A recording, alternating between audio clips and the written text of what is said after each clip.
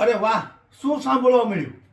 ઓલો ભાજપનો એક પાવર ઠોકતો હતો ને મંચ ઉપર ચડીને કે ભાજપને વોટ નહીં આપવો તો તમારા મકાન તોડી નાખીશ, મકાન એકઈના રહેવા નહીં દઉં. લે, આ મહમ્મદનગરને હવે આપણે રામનગર કરવાનું છે અને આન તેન બધા ફાંકા નહોતો મારતો. ખબર છે? તમે વિડીયો જોયો હોય તો ઓલો ભાજપનો કોઈક હતો, નામ મારે નથી દેવું, નતર પાછા મરચા લાગતા આ લોકોને વાર નહીં લાગે. બહુ હોશિયારી મારતો હતો કે ભાઈ ભારતીય જનતા પાર્ટીને વોટ નહીં આપો ને તો અહીંયા તમારે એકઈના મકાન રહેવા નહીં દો, બધા પર બુલડોઝર ફેરવી દઈશ. અને જો ભાજપને વોટ આપશો ને તો તમારા મકાનને કાંઈ નહીં થાય એની પણ હું ગેરંટી આપું છું. ઉખાડી લે, ઉખાડી લે. હવે તું હેરાન અહીંયા. હવે તારા તેવડ હોય તો બુલડોઝર ફેરવીને બતાવ. લે એકવાર મરદનો દીકરો હોય તો બતાવ. હાલી નીકળ્યા તો તમને એમ કે મન ફાવે એવી ભાષણમાં ધમકી ઠોકવી એટલે આ ગુજરાતની માય કાંગલી જનતા બી જાય એમ.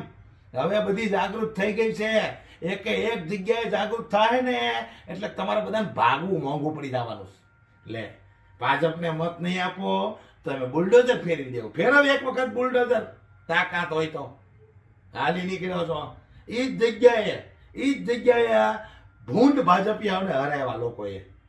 હું ધન્યવાદ માનું છું ત્યાંની જનતાનો અને ખૂબ ખૂબ આભાર વ્યક્ત કરું છું ત્યાંની જનતાનો કે જાગૃત બન્યા તમે લોકો.